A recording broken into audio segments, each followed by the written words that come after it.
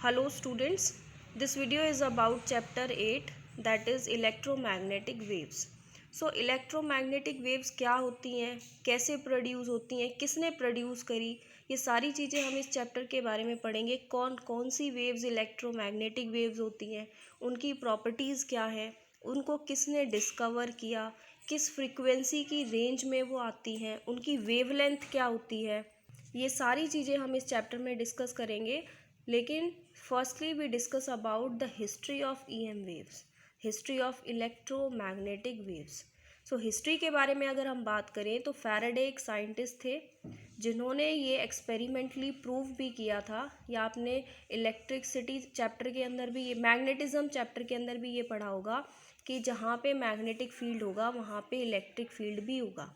इस चीज़ को फैराडे ने अपने एक्सपेरिमेंट से प्रूव भी किया है with the help of a coil and a magnetic bar. जब हम उस बार मैग्नेट को टुवर्ड्स द कॉइल मूव कराते थे and away from the coil move कराते थे, तो उस मूवमेंट की वजह से उस कॉइल के अंदर करंट की डायरेक्शन हमें पता चलती थी, और ये पता चलता था कि मैग्नेटिज्म होगा, मैग्नेटिक फील्ड होगी तो करंट भी वहाँ पे होगा, it means electric field produce होगी।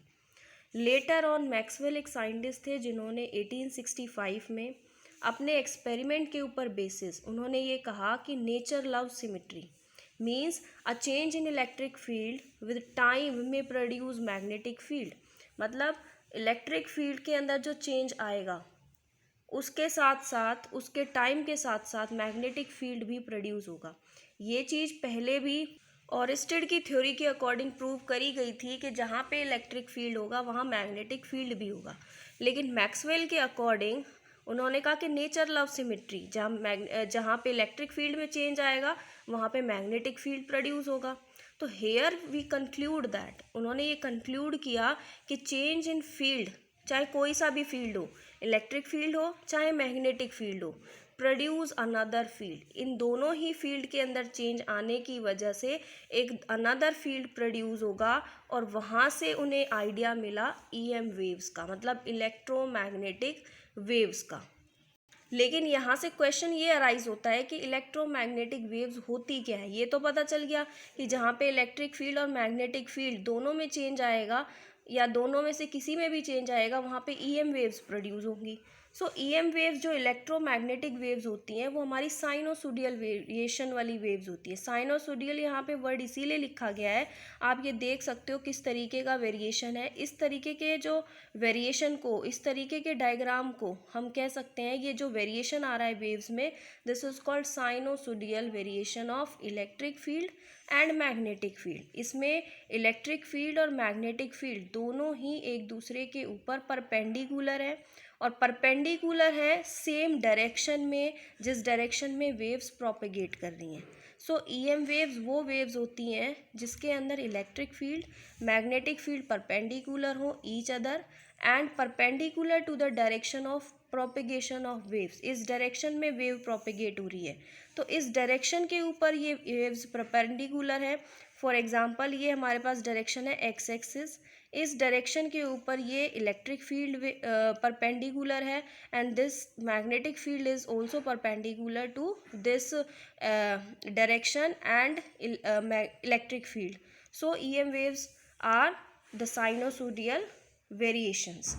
आप इस डायग्राम में देख सकते हो कि ईएम वेव्स ट्रैवल कर रही हैं एक्स एक्सिस के अलोंग, ई जो इलेक्ट्रिक फील्ड है वो वाई एक्सिस के अलोंग है, एंड मैग्नेटिक फील्ड है जो कि जेड एक्सिस के अलोंग है। मतलब तीनों एक दूसरे के ऊपर परपेंडिकुलर हो, ऐसी वेव्स को हम ईएम वेव्स बोलते हैं। और ईएम वेव्स का जो नेचर होता है that is transverse in nature.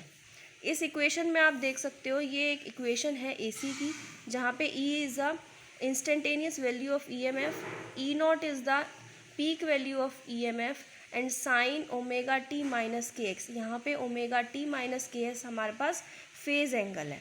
और ऑलवेज रिमेंबर कि ईएम वेव्स के केस में जो फेज़ एंगल होगा इलेक्ट्रिक फील्ड और मैग्नेटिक फील्ड का वो बिल्कुल सेम होगा। आप इसमें भी देख सकते हो फेज़ एंगल हमारे पास omega T minus K x है, और मैग्नेटिक फील्ड की इक्वेशन में भी देख सकते हो फेज़ एंगल हमारे पास omega T minus K x है।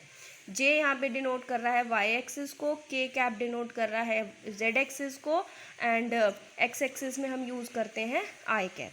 So in EM waves, both electric field and magnetic field varies with space and time, but with frequency same, with same space. Same face space होगा हमारे पास और साथ में same frequency होगी electric field की भी और मैग्नेटिक फील्ड की, दोनों की। जैसा कि मैंने अभी बताया कि मैक्सवेल साइंटिस्ट ने ये कहा था कि इलेक्ट्रिक फील्ड और मैग्नेटिक फील्ड एक दूसरे के ऊपर परपेंडिकुलर होगी और वहाँ पे एक और अलग फील्ड प्रोड्यूस होगा और जो वेव्स होंगी that are called EM waves.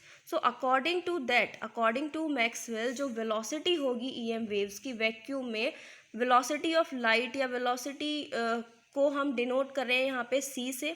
EM wave की वेलोसिटी को भी हम यहाँ पे C से डिनोट करते हैं। वैसे जनरली स्पीड ऑफ लाइट या हम कह सकते हैं वेलोसिटी ऑफ लाइट को हम डिनोट करते हैं C से।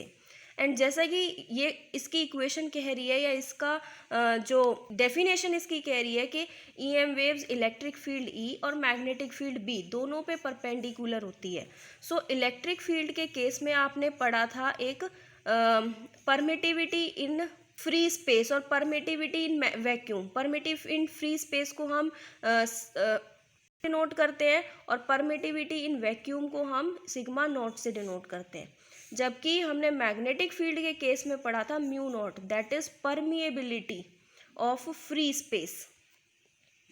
Here epsilon naught is the permittivity of free space and mu naught is the permeability of free space. So the speed of light is equals to 1 by mu naught epsilon naught।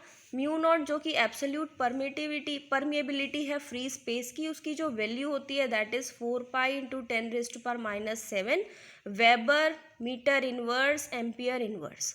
And epsilon naught is the absolute permittivity of free space, जिसकी value है 8.852 into 10⁻12 coulomb square newton inverse metre inverse. जब हम इन दोनों की values को इस equation में put करेंगे then we have 3 into 10⁸ metre पर सेकेंड। ये हमारे पास स्पीड आ गई इलेक्ट्रोमैग्नेटिक वेव्स की वैक्यूम में। और यहाँ से हम देख के ये कह सकते हैं कि जो इलेक्ट्रोमैग्नेटिक वेव्स की स्पीड आई है वैक्यूम के अंदर वो सिमिलर है जो स्पीड ऑफ लाइट होती है। स्पीड ऑफ लाइट की भी वैल्यू इतनी होती है 3 इंटू 10⁸ मीटर पर सेकेंड और स्पीड ऑफ इलेक्ट्रोमैग्नेटिक वेव्स की भी हमारे पास यही निकल के आई है दैट इज़ 3 इंटू 10⁸ मीटर पर second.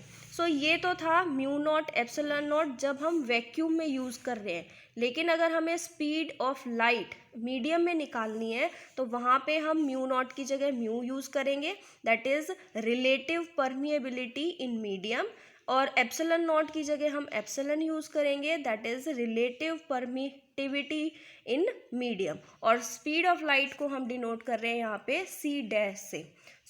Refractive index of the medium जो कि हम म्यू से डिनोट करते हैं, तो रिफ्रैक्टिव इंडेक्स का जो फॉर्मूला आया that is velocity of light in vacuum upon में velocity of light in medium.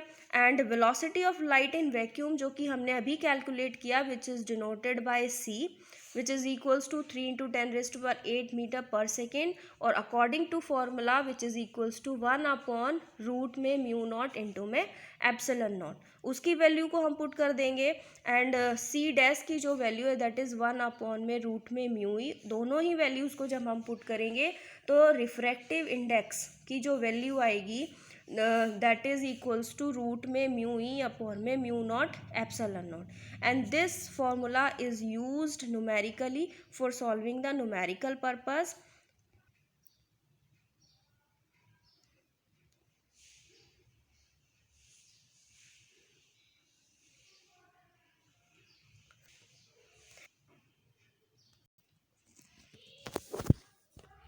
Now next a very important point is 1896 में मार्कोनी एक साइंटिस्ट थे जिन्होंने पहली बार इलेक्ट्रोमैग्नेटिक वेव्स को सेंड किया कुछ डिस्टेंस तक यूजिंग एंटीना का यूज़ करके इलेक्ट्रोमैग्नेटिक वेव्स को उन्होंने सेंड किया।